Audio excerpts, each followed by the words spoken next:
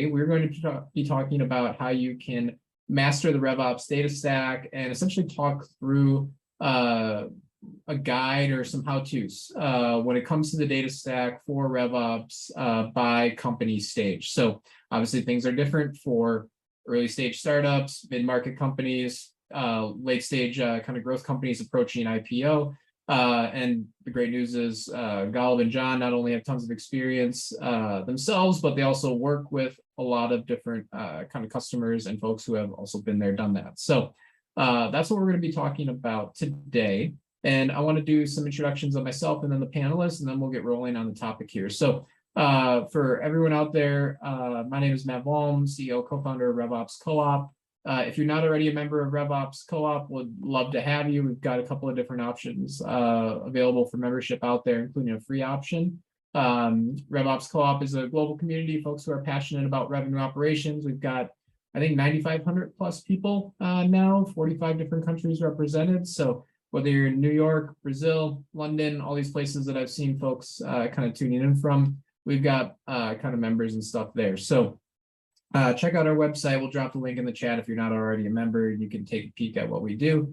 And then moving on from myself, we've got a couple of kind of RevOps pros and RevOps experts here as well. So I've got with me John Krangle, who's the head of RevOps at Retool.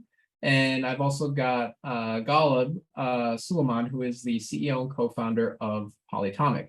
And so rather than me trying to introduce you guys, tell you about like what Polytomic does, Retool does, more about your roles, I'm actually going to have you guys kind of give us a quick kind of introduction, professional introduction on yourself. And then also want to hear one fun, interesting kind of personal fact to just put you on the spot and try to think about all the unique things about yourself that aren't work related. And so, John, we're going to put you on the hot seat first. Give us the lowdown on yourself, my friend, professionally, and then tell us one interesting thing personally that you got going on. Awesome. Thanks, Matt. Thank you, everybody, for joining today. Good to have you all here. As Matt mentioned, I'm Jonathan Krangle. I lead revenue operations here at Retool. I've been with the company about 3 years now. I've been very fortunate to have had the opportunity to work with some amazing revenue operations teams back when it was called sales ops or customer success ops and stuff like that. From the big companies like LinkedIn, that's kind of where I grew up, so to speak, and all the way through a bunch of venture-backed companies where I kind of cut my teeth in the kind of growth stage. So it's been really fun. I've had the opportunity to work not only on the operations side, but also to carry a quota and see what it's like, being out in the field, which has been really cool and really powerful. As far as a personal fact about myself, I am a 4-time graduate of Space Camp when I was younger. Actually, technically 3 times were Space Academy. For those in the know, there are multiple levels, but yeah, that was my, I spent most of middle school in I guess, astronaut training, but I had glasses back then and I think my feet were too big, so I had to find a different career. For astronaut in training to RevOps professional.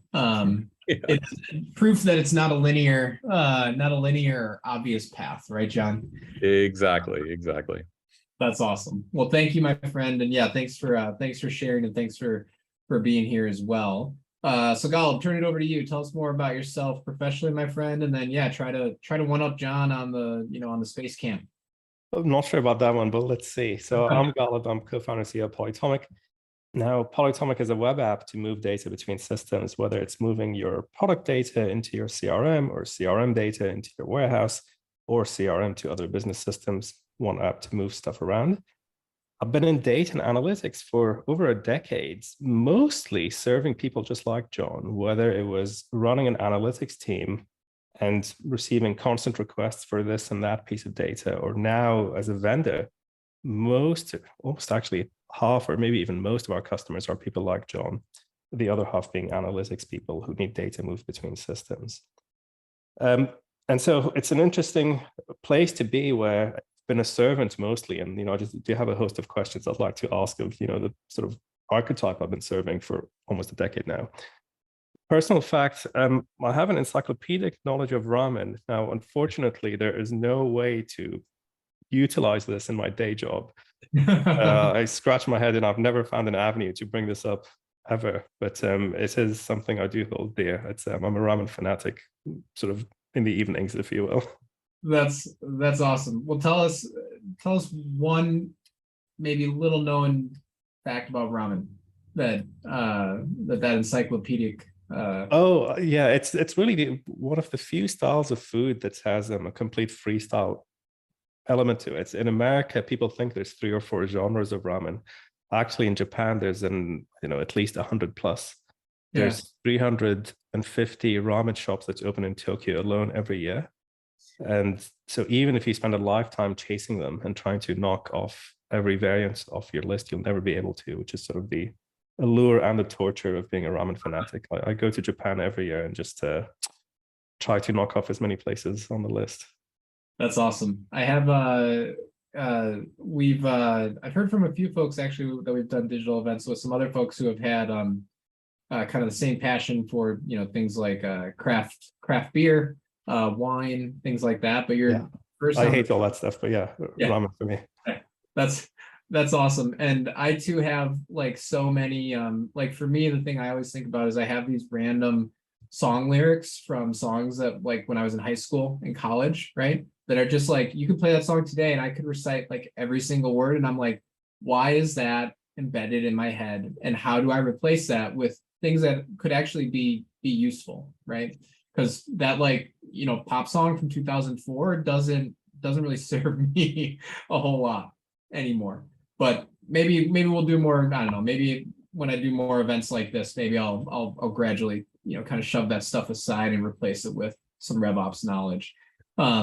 But that's awesome. So from Space Camp to ramen fanatic and encyclopedic kind of knowledge, and then RevOps in the mix too. So thank you for that, Galb. Thanks, John. And so with that, like I said, we're talking all about the data stack today, how that changes from kind of early stage companies up through kind of later stage companies. And so Galb, I'll actually turn it over to you first to kind of talk about maybe get us started with some of those questions that you had mentioned that you had kind of queued up for John, and let's kind of start to have a dialogue on that. And like I said, everyone, as we go through this, please chime in with any questions, feedback, thoughts, comments in the chat, and we'll kind of get to all that stuff as we go. Oh yeah, thanks, Matt. Well, John, let's get into it. And I think just to set the scene, can you in more detail describe the career path that led you to live in the world of RevOps? Often you do get people asking questions of, well, how did I get in here and so on. And everyone has an accidental story. I accidentally did this or that. I'm not sure. Was that how it was with you? A little bit. So when I graduated from college, it was 2008. And anybody who was in the job market around that time probably thinks they want to unsubscribe from whatever they experienced back then. It was just a bad time to be looking. And I did what a lot of folks did, was I went into consulting because they were the only companies hiring. And so for 4 or 5 years, I learned what would serve me later on as kind of the strategy skill set, the kind of leadership, decision-making support skill set in the revenue operations career, but I didn't really know that at the time. After getting my MBA, also kind of lost, didn't really know what I wanted to do other than the fact that I wanted to do tech. I did what a lot of recovering consultants and MBAs do, who realize that their primary tangible skill is slides. And you go into something like sales operations or business operations at a big tech company. And frankly, I mean, I didn't even know how to spell SaaS, right? I'd come from banking and a bunch of other kind of traditional places. I was enamored with wearing a t-shirt to work, still am, frankly. And that's where I really learned about this world, which now we're calling revenue operations, but back then was much more fragmented, right? And much more siloed. And I started in the customer success world. So I was supporting their nascent customer success team. And I found myself fortunate in having worked for a sales leader there who, I basically said to her, hey, this is interesting. Like I'm, making decks all the time, making models, kind of telling you and your leadership team what to do, but I've never sold anything. That's kind of weird, right? And about 8 weeks later, I had a quota and I was an account manager, and all of a sudden I was selling stuff. And man, that was the most formative experience, because now instead of just sitting behind the kind of, the safe ivory tower space of revenue operations, now I actually had to get, be in the trenches with all the customers out there. And I don't think I ever learned more about being a good operations professional than actually being the people that we serve. You learn just a whole host of new skills there. And so I then I followed her to Clever, which was a much smaller venture-backed company. And, that was a transition as well, which I think also set up future work that I did in revenue operations. One thing that, I feel very strongly about is folks who have kind of seen the end to end, right? They've seen not only what it's like working at a place like LinkedIn, which let's call that the promised land, right? That is publicly traded, the data ties, everything's good, the processes are where they are. You kind of need to know what you're aiming at, but you also need to be able to survive in the pressure cooker that is a startup where things are a disaster and what have you. A small story that comes to mind there. I was asked by that leader to go and build a quota model, something a lot of us have been asked to do, on my third day at Clever. And I said, great, can you, send me the historical data that we have? And she said, sure. And she sent me a Google spreadsheet. And the Google spreadsheet had exactly 4 cells filled in. There was the name of the person, there was actuals in August and actuals in September. That was it. I had to build a model from that. This is me coming from LinkedIn, where when you ask that question, you have 10 years of historicals and 300 data points and all of these different things. It's just, you have to learn how to function in all of that ambiguity. And that, I think, really teed up my appreciation for a robust, clean, strong, and also servant data stack in the kind of early to mid-stage tech company world. Thing is, out of curiosity, what did you do with the paucity of data, if we can even call it that, when you're given such a task? Do you just make up a model and then throw it against the real world and see what happens? Yeah, so the reality is when you're in that position, right, and this is kind of Clever was a little bit bigger. We were standing up a new sales motion at that time. But when you're dealing with like 20 or 30 employees and you have only months of history, you don't have data. So what you have to rely on is either your understanding of what is kind of normal in the marketplace, rules of thumb, experience, and that sort of thing. Which is why I think it's so important that if you're a young company, you hire somebody who has some experience as your first person in these roles, because they're going to have to make decisions based on instinct and without all of the luxury of data. And so that's what we did. I kind of had a sense of what was right, what ratios looked good. I validated those with other folks. But the most important thing you can do is know how to iterate quickly. So observe, see if things are not playing out the way you expect, have the instrumentation in place to actually observe that, and then know kind of what is your break glass in case of emergency situation, which will cause you to refactor the whole thing. And in that particular area, something that's very important is anytime you're mucking around with quotas and potentially somebody's variable comp, you always, when you have low certainty like that, set the model such that the most likely quote unquote loser is the business, right? So basically make it so that you're going to overpay the person rather than underpay the person if you get it wrong. That's interesting. Now, do you remember in those, let's call them, the earlier years of your career in RevOps, really screwing something up badly in this realm? Often RevOps people are a bit lonely, where they are outnumbered by the people they serve. And so when things go wrong, there's an army of anger that just comes rushing towards you.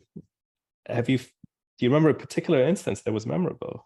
Yeah. So honestly, this happens all the time. And I think a big part of it is being prepared for the unexpected and always being a little paranoid about how data is flowing through the system and keeping a high standard.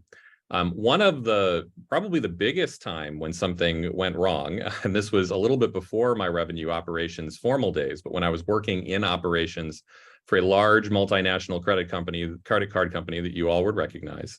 I had built, like many young kind of aspiring operations folks, I built some sort of horrible Excel VBA powered spreadsheet that had way too many tabs and way too much code and all of this stuff to help with a general ledger migration. We were moving from, I think it was Hyperion to Oracle or something like that, whatever. And the first month it worked fine. The second month it worked fine. The third month, I got a little cocky and I, didn't check my exchange rates correctly and what have you. And I wound up doing a thing, basically pushing ledger entries to our environment that caused this company's balance sheet basically to not balance. And that's bad for folks who are in the accounting world. And it's particularly bad when it's a company with 80,000 employees and delaying the financial close by a day costs millions of dollars. That taught me a lot, right? Like basically, you don't want that to be your first thing that happens. So it's very important to modulate your expectations, right? So you want to make sure that when you're entering an organization, especially one with an existing infrastructure, you don't go step up to the plate and take a huge swing right then. Take a while, learn, iterate, do incremental stuff. By the time, the way I think about this is you will screw up. You will do something eventually that will be a big swing and a big miss. But make sure that happens after you've got some credibility behind you, after you've delivered wins, after you've, basically got the trust of the folks around the table. Because if that's like the first thing that happens, then you're probably updating your resume at that point. But at least, where I was at that company, I was well known, people trusted me, and they kind of said, okay, this is clearly a mistake. And the second part of it was how you react to it. So I even, coach my team on this all the time right now at Retool. It doesn't necessarily matter. I mean, obviously we'd prefer to, ship changes and ship code and have them work. It kind of doesn't matter if it breaks, right? Like things will break. What matters is that you're the one that shows up in Slack and says, I noticed this was wrong, right? This data doesn't look right to me. Here's the plan. Here's how I'm going to fix it. The death knell of anybody in our world is when the CFO or somebody else, you get a 6 a.m. ping from them being like, I was looking at this and this doesn't smell right. When that happens 2 or 3 times, again, that's when you start updating your resume because you want to be the one pulling the fire alarm, not someone else. Yeah. And Golub, when you asked about mistakes, I was like thinking back for myself, I was like, man, how do I pick just one? Because like you said, John, like you will make mistakes. I remember the big one for me that goes to the top of the list was when I was VP of BizOps at a kind of growing Series B technology startup. We, for the longest time, we did not have our free trial signups were not getting into Salesforce. And naturally, obviously, like our sales team wanted that, right? Because we were kind of this this sales assisted, kind of motion at the time. And so they were like, hey, Matt, we need you to help with that. Sounds simple, right? But I think everyone here knows that anything that sounds simple like that is certainly not simple, right? Because you're talking about sign up forms and stuff, and all of that was essentially product data. It was all coming from our own kind of built product, and trying to figure out how to get that into Salesforce. And so yeah, rather than take the approach of how can I get something out there quickly, I put way too much thought, way too much time in it, leveraged our consultant, RevOps consultant, to help with it. They didn't have a lot of experience there either. And so it ended up, the short story is it ended up taking way too long, spent way too much money, and we never actually got the solution done. Because I just tried to make it perfect and tried to make it great from day one, instead of how do we just get something out there, iterate on it, right? Because like you said, early stage companies, you don't have the luxury of 10 years of historical data to learn from. You need to put something out there, learn from it, change quickly, and move forward. And so that's kind of the expectation is, like you said, stuff will break, but also the stuff you put out there won't work. But guess what? That's okay. It's not supposed to work forever. But you got to be the one to learn from it, iterate on it, and move forward. And yeah, I like the analogy you used, John, of you being the one to pull the fire alarm. Know when those things reach the point where they just won't work anymore, and you've got to adjust. You got to figure out a new solution, right? So yeah, that's a big one for me. That, man, I think that happened 4 years ago now. And it's still it's embedded up here. Yeah, it's interesting. So then, talking of breakage, if you will, as the startup grows, we talked about, well, okay, Clever sort of being 20, 30 employees and so on. Now, Clever did grow to be, about 500 employees or something like that, if I recall. John, so from your experience, right, on that journey, right, 20 to 500, let's say, as far as employee size goes, what are certain organizational milestones that just have to result in changes to the way the RevOps team operates? Like, I guess the CRO coming in is probably a big one. But what are the milestones you've run into? Yeah, absolutely. I think that period of growth is so special and so different to really everything that happens before and everything that happens after, because that is when you have decided, okay, this is a company, this is going somewhere, right? And because it's a company, I need to now figure out all the chairs on the spaceship, and I need to fill those chairs with humans in various different roles. So you mentioned the CFO. There's a controller that's coming at some point, right? There's folks in FP&A, accounting, all these different things. You may not hire them all on day one, but between 20 and 500, you're going to get them all. And if you've worked with these individuals and you've worked in that environment, this is, again, seeing like the LinkedIn, where the promised land is. You can kind of anticipate the things that are needed. So as an example, I knew from the day I joined Retool that at some point somebody was going to tap me on the shoulder and want to do an ASC 606 project, or there was going to be a SOC 2, or there was going to be an audit. That didn't mean that on day one I had to design absolutely everything to feed into that, but it helps shape those like micro decisions that you make about how you model things and how you think about process. So I would say the first key milestone is the hiring of a go-to-market leader. This is usually like a head of sales or something like that. If the go-to-market leader is smart, the first thing they will do is go hire somebody for revenue operations, because the reality is their skill set is sales. They're supposed to go out and sell. Our skill set is building the machine that powers the sales function and success and all of those things. So that's like one key mistake I see a lot of companies make, is waiting way too long to bring somebody in the operations world. I would say that it's not exactly, there are like a series of milestones. It's very much a sliding scale. We reached a point probably around 100, 125 employees where you could feel the kind of tension in the organization, where the CEO, we maybe had a head of finance at that point, want to know what's happening, right? Like basically once you maybe have a shaky quarter or two, now it's all of a sudden, it's like, well, I'm not just going to trust that go-to-market is producing. I want to see it. And then it's like, well, let's do a bi-weekly business review. And how are we going to report this up to the board and all that fun stuff? So all of those things add a lot more pressure onto the revenue operations organization. And so my estimation here, and this is exactly the journey I saw at Retool, when you join at 20 or 30 employees, honestly, it's all about systems. There's not a lot of strategy.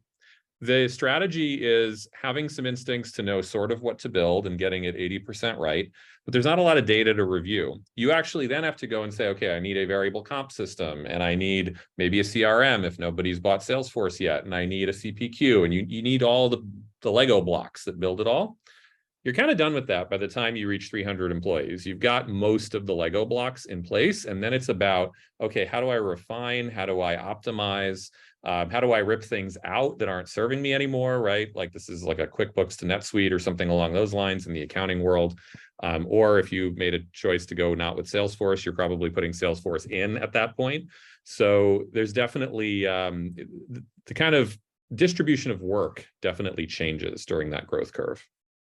Yeah, makes sense. And then if we get to specifics, right, how would you say the data stack itself evolves from that journey, from the 20 to 500 employee journey? Yeah. So if I had my way, every company would have a nice, wonderful, beautiful data warehouse and all kinds of great things from day one, but that's not the case. Retool, I was lucky. We had somebody who really appreciated that in a role where they bought BigQuery, and we had that implemented. But even there, we had really a lot of messy data, not a really strong ETL strategy. We really didn't know what we were doing with BigQuery, other than the fact that we had it, and we had a nascent DBT project for some modeling. I think that you can get away with that for a little while. The problem is when you start asking questions of the business, and the business is ill-prepared to answer those questions. And there are two main reasons for that. One is either your go-to-market operations are not providing the foundational data, the clean data, the structures to feed into it all. But even if those are, you then need a way to process and model and keep consistent all of that data as it flows through, and then allow it to provide answers to the questions that the business is asking. And that's actually where Polytomic has been my secret weapon over the last few years. I've been a very happy Polytomic customer, I believe, for 2 years now. And it gives me the ability to, without talking to a single engineer, really get total control over the shape and the flow of my data throughout our go-to-market stack. And sometimes I'm doing what I think Polytomic's more traditional activity is, which is like moving data from one system to another. Other times I'm using it to paper over systems limitations within things like Salesforce, as an example. So I use Polytomic to pull data out of Salesforce, do stuff to it, and shove it right back in, because Salesforce is really bad at cross-object reporting, as an example, and that sort of thing. Or to make sure that our data is consistent week over week.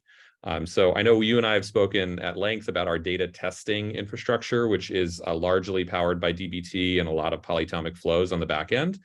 I would say that infrastructure, which monitors our entire Salesforce instance every 6 hours, runs 500 tests against it, has probably saved us 3 or 4 headcount in terms of poor data, inability to scale, things like that. Fascinating stuff. Now, thanks for the kind words, of course, but then beyond technology, really, one notable bit about what you mentioned was the data has to be present, has to make sense. Now, some of this is going to be entered by other human beings. So I'm curious, RevOps teams, they don't run the other teams, right? But they are the people who have to somehow hook up the reports, and they need to be accurate and so on. How should the RevOps team interact with, let's pick a couple of teams actually, let's say the sales side, the go-to-market side, who is actually entering in the data, right? Mm-hmm. What should that relationship look like? Given that you don't actually run the teams themselves, no sales reps comp relies on your orders. Yeah, and it's a good question. So sales is a perfect example of that is a customer we serve, right? They are our end customer. I look at our relationship with sales and success and the go-to-market at large. We are the product management organization for those teams. They are our customers. It is our job to be totally obsessed with everything that they do, all the things that they want, listen to the things they like, listen to their grievances, monitor how they use the product, just like a traditional product management team would do. You have all kinds of listeners everywhere to see how folks are actually using it. We build a ton of infrastructure nobody sees, just to monitor and watch how our reps are using things. And the way I look at this is, it is our job to not be in the way, but to always be there when we are supposed to be there and not when we're not. I mean, to use a cliche, right? Like the sales team, the success team, all of our customers are going to ask for faster horses constantly. And it is our job to say, no, you need a car. And this is what it looks like. And this is how it works. And so that's how we've grown the team. I think about one of the most direct ways to answer your question is around how we think about enablement. So one thing that everybody always dreads is, let's pull up Confluence or whatever, and let's write a doc. Let's explain how to use an order form, or how to qualify a deal, or how to do this, or how to do that. We do almost none of that here at Retool. And the reason why is because I see that as a failure of your UI and your UX of your go-to-market stack. So when you have a stage 1 opportunity on your screen and you need to qualify it, you're a sales rep. Well, you click a sale qualify button in the top rail. And then at that moment, a modal pops up that says, these are the things that you need to fill in to get from point A to point B. And it walks you through the process, and it asks you certain human English questions that lead to that opportunity being tagged with the right booking model and all of the different things, right? That totally obviates the need for enablement. And that's the sort of thing that actually leads to really strong data. So as an example, our bookings right now, our financial bookings, are extraordinarily solid. We have some process in place to make sure that things are accurate and that sort of thing, but we ask the reps to do absolutely no filing away. So they don't choose the type of opportunity or what kind of channel is it in or whatever it is. They do none of that. They do only sales. And we ask them English questions at specific milestones during their journey. And then we use that information along with really powerful workflows driven often by Polytomic and by other things to infer the data that we need at the time that we need it. This is quite a unique approach, which I'm sure you're aware of out in the RevOps world. The new RevOps person always has the classic question that goes, my sales team is not entering this piece of data and I'm frustrated. Right. What do you tell this person? What I tell that person is they shouldn't be entering that data in the first place. You need to design a user experience that needs to be very Apple-like, right? Like I'm reminded of the day that I bought my first iPhone. It didn't come with a manual. Steve Jobs is very proud of that. It just needs to work. You need to pick it up, you need to look at it, and it needs to make sense. Obviously, there's a long tail of Byzantine weird policies about some like strange language in an order form somewhere. Okay, that's what Confluence is for when you kind of need to look in the encyclopedia to see what's going on. But for your day-to-day, for the things that you do, there should not need to be an instruction manual. We even use dynamic lightning pages in Salesforce and a lot of stuff behind the scenes so that when you're looking at a stage 3 opportunity, you see enablement that's specific to stage 3, that's specific to your role and your team, that is linked out to things that you need to see. All of that, is all tied into our systems. So like MEDPIC we use to capture data. And well, I remember a while ago, this was a few years ago, we were trying to use our MEDPIC data in order to make some decisions about the business, right? So, do we have the right champions in place, et cetera? And the reality was reps weren't filling it in, or they were kind of phoning it in and not putting things in place, whatever it was. So I rebuilt the flow such that you no longer could change the stage fields, right? The dropdown.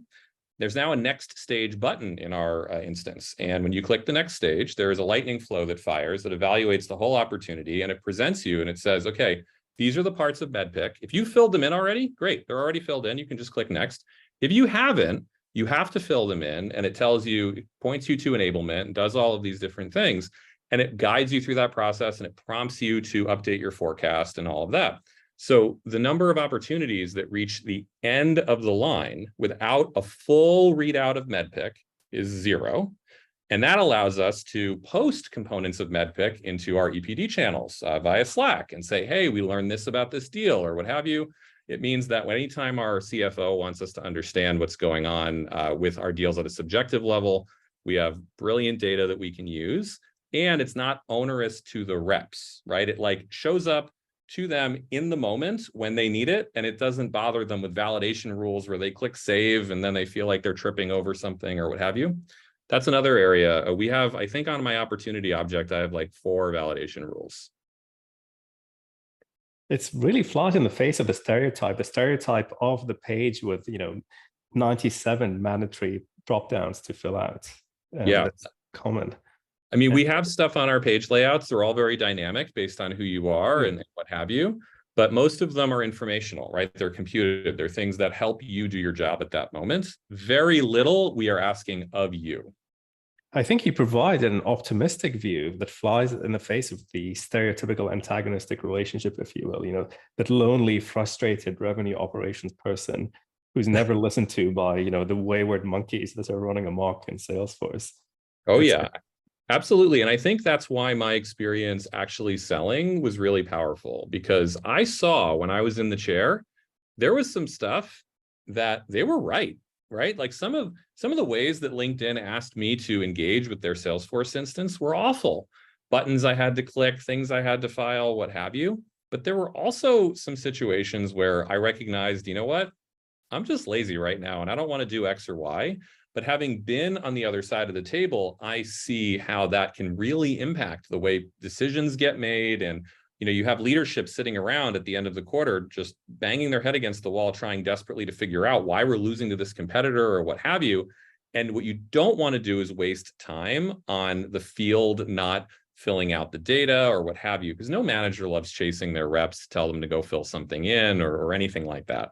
And look, to be candid, we have some of those challenges as well, right? So reps making sure that they're pushing their close dates out and things like that. But I would say we have very few relative to most sales teams that I have been involved with. That was fascinating. And we have a question from Vitor. So we'll take questions and then I'll actually just allocate some time to go through them quickly later. In the meantime, John, another team that's come up in the last 9-10 years, and this is more my home turf, is the data team, the data and or analytics team. What sort of healthy interaction do you espouse with that team? You know, there's sometimes we've seen situations amongst our customers where leadership goes, not sure if this should fall under the data team's mandate or RevOps team's mandate for task X or Y. What sort of relationship do you prescribe to people? Yeah, absolutely. So the data team is a team that is very close to my heart as well. So when I was at Mode Analytics, the whole company was a data team basically, but that's where I really learned a ton about that whole world. And I think that has to be one of the strongest relationships that revenue operations has. So the data scientists and the analysts and the engineers in the trenches, I think the kind of challenge that team is always facing is they're asked to build, on the one hand, a bunch of dashboards and reporting and stuff that they kind of don't like building. And then the more, quote unquote, higher value, the models and the forecasts and all of these things, which are more interesting. The problem with all of that is they are several layers removed from the business context. And so they're left to kind of, with one arm tied behind their back, kind of grab at these schemas to understand how they're all coming together, and it doesn't make a whole lot of sense. And it is our job as revenue operations leaders to have a data contract, the way I look at it, with the rest of the organization. Similar to how a product team that is well-functioning and a product that's well-functioning, their job is to deliver a product and to deliver a clean schema into your data warehouse that says, here are the first level objects. This is what they look like, maybe some documentation to help you go around doing that. And what's in here is going to match what's over here in production.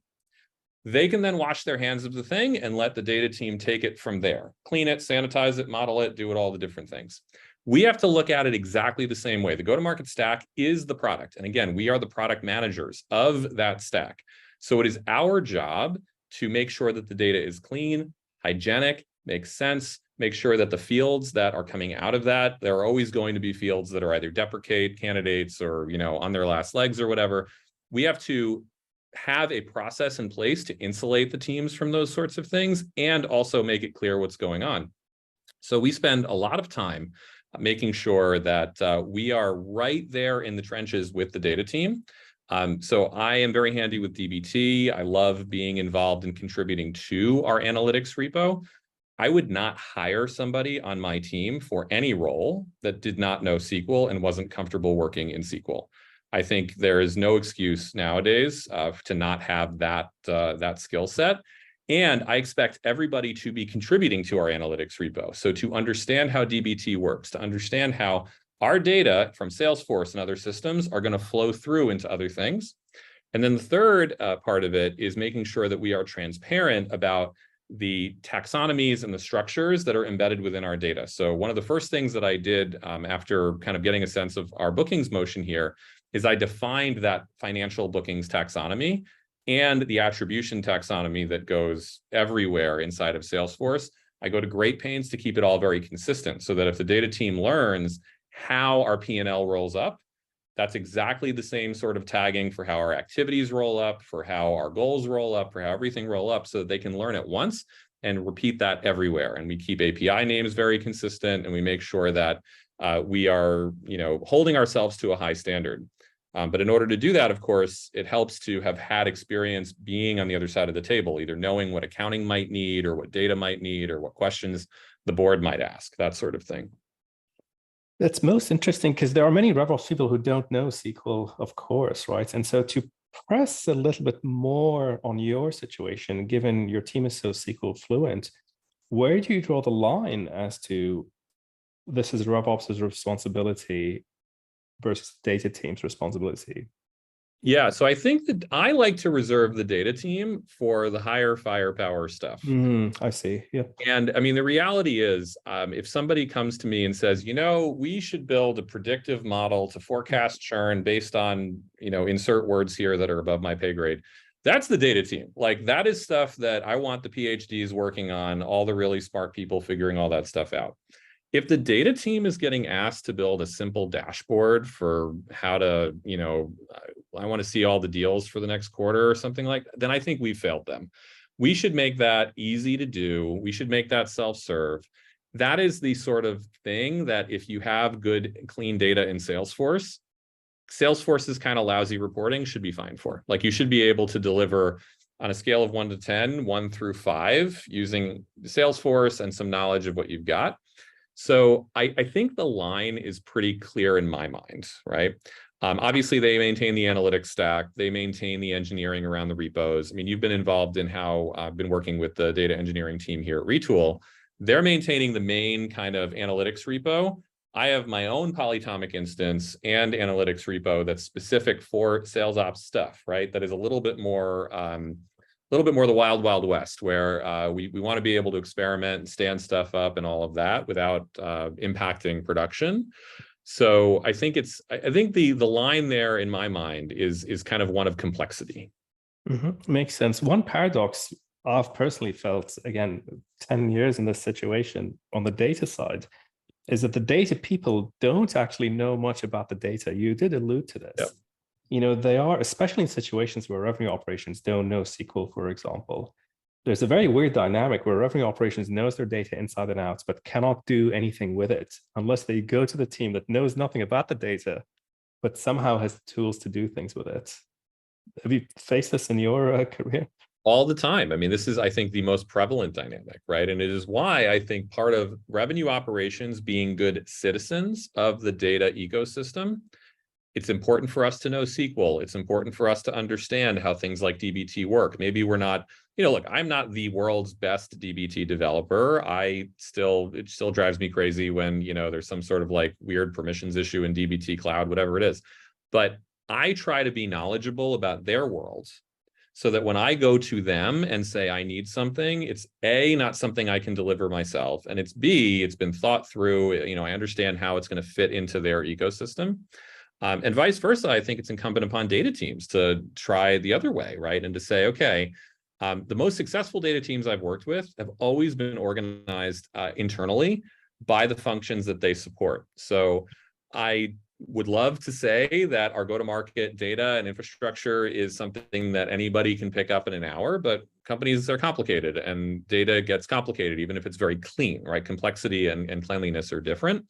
And so the best models I've seen are when there are 1 or 2 dedicated data resources to our world. And then we can spend a lot of time educating them on the nuances and the weirdness of the data, teaching them about how debookings work and all these like Byzantine accounting things that they need to understand when they're doing bookings, but most folks don't. That sort of thing, I think, is how we build a really strong partnership. It's interesting. That's a model I've settled over the years, where heads of analytics will sometimes come to me for advice on organization. And my party line now is having the ambassador model, have someone on your team dedicated to a particular function. This person's for RevOps, so that those guys know the face to talk to. And this person needs to learn about their data over a period of time. It'll never work if you just assign tasks on an ad hoc basis. Yeah, and I would actually say, again, I would lean into this. We are the product management organization for this team. We have to protect folks like the data team from the rest of the go-to-market, because anytime somebody who is a nice analyst shows up, they're going to be pecked at by every sales manager and every I want this report and I want this and I want that. Most of it's noise. The RevOps team has to prioritize, has to help, kind of cut through a lot of that stuff. And so I actually would say that the entire go-to-market, right, should be filtered through the revenue operations team when working with the data team. Yep, makes sense. I think this is a good opportunity to bring in the question from Vitor, who asks, John, is forecasting an activity that belongs to your team at the moment? And if so, how does that work? Do you take into account salespeople's manual inputs and feelings to fuel your forecasting models? Or do you do anything a bit more advanced, perhaps machine learning even? Yeah, it's a great question. I think everybody starts with the input from the reps, and that should always be a significant variable in the way you think about forecasting, right? Because at the end of the day, the data in any business, I always say, you want to be data informed, right? Not necessarily data driven, because a business at the end of the day is an analog organism that has a lot more to it than just whatever's in the database. So the forecast definitely needs to take that into account. That said, one really good example, I think, of how to think about this split, I am right now working on a churn and contraction forecast for out quarters. So there is no sales rep on planet Earth, I don't think, that is thinking further than 4 to 8 weeks out in any kind of reasonable way. So if you ask me what our forecast is for Q1 of 2024, which is something my CFO loves to ask, I need to come up with an answer, and the answer is not going around to all the sales reps and telling them to put in a new forecast for all of those renewals. Basically, that's a recipe for nothing getting done. So at that stage, right, that is where I would turn to my friends in the data world and I would say, okay, based on observable characteristics and firmographics and all of that, we're going to partner, we're going to build a kind of hybrid forecasting model where for near-term things, we're going to use the sales reps, and for out-term things, we're going to use the magic that you'll come up with that'll kind of blend all that stuff together, look at historical GRR patterns, et cetera, et cetera. And so it actually becomes a partnership between the two teams, with RevOps as the kind of referee, right? So like what I'm thinking through actually the hour before this call was, okay, how do I gracefully move renewals out of automatic forecasting land and into manual forecasting land in a way that is ergonomic for the sales team? And that involves some of the workflows I talked about and thinking through, do we tell reps about this? Do we not? Like, how do we think about that? Yep. Now, somewhat tangentially related to data issues are people issues. You know, sometimes I think on my worst days running a data team, I would just flippantly joke that, well, half the data problems are actually people problems on that particular day. When should a RevOps person lean on leadership, if you will, to wrangle, let's say, the sales team to do something or another? Yeah, so I think once we've exhausted the tools at our disposal, so I think if we have that instinct that says, can we, rather than needing to wrangle the team, like, why do we need to wrangle this team, right? Is it because they're not entering data that only they have? Is it because this is not ergonomic for them? Like, we have to understand like why we're not getting what we need from them. I would say 70% of the time, you can probably come up with a way that is a compromise, right? Like using systems and using what you have in order to capture that data in a way that makes sense. But sometimes there's just no way around it, right? Like when they go have a call with somebody, and Gong and other recording tools help with this, with like smart tags and things like that. Sometimes you just need to get some subjective input from somebody, but you can make that as simple as humanly possible. So as an example, one flow that we're working on right now is when reps push deals out. So they push them out by a month or out by a quarter. And obviously your CFO feels like their forecast is falling out of their hands. Well, we want to know why. Why did we push them out? Well, what we didn't want to do is we didn't want to gate all of that behind like approvals and different things. That's a stereotypical move, of course, that we've all exactly. So what we are building right now is some workflows that look at when a deal gets pushed out and within a reasonable amount of time sends a Slack form to the rep and says, hey, why did this happen? Now, that sounds simple to do, but it's actually quite complex because, as you know, data is temperamental, right? I updated this field and this field together, but then I changed it back and like all of these different things. So you need to think about like how that works so you don't send a lot of false positives. But that's the sort of thing where it is ergonomic for the rep. We can make sure we send those alerts, which collect the data, at times in their time zone and that sort of thing. And that can solve kind of everybody's problem. Yep, makes sense. And we have another question from Pedro. Well, this is actually a classic one. At what point in the company's growth trajectory should one report of GTM data in the data warehouse? When does one outgrow Salesforce standard reporting? And I'll add a question, which is it really a question of outgrowing, or is the question also about how does one split reporting between stuff that runs on the warehouse versus Salesforce? That's a classic one. Classic question. I have a lot of experience with this problem. As I've gotten a little bit more experienced here, I have found that I kind of fundamentally take issue with the premise of the question. The data that is in Salesforce should be clean, pristine, usable, also ergonomic for the folks that need it. If your Salesforce data, and I've seen this a ton, has to go through 12 layers of dbt transformation and modeling and scrubbing and cleaning in order to just get to a point where it's reportable, we're doing something wrong, right? We have not built a system that allows us to understand what's going on. So one of the first things I do when I come into an organization is I look at their dashboards or however they're reporting, wherever they're coming from. And I look for something pretty, on the surface straightforward, like your revenue over the last, quarter or month. And I look at the SQL that's behind it. If there's more than like 3 lines in that where clause, we got a problem. Like this should not be a complicated query. And that tells me, if it is, that your source data is not in a good shape. So that's the first thing that I would fix. Because the reality is your team, the model that says that, oh, all reporting happens over here, whether it's in Looker or something like that, is actually fundamentally very outdated.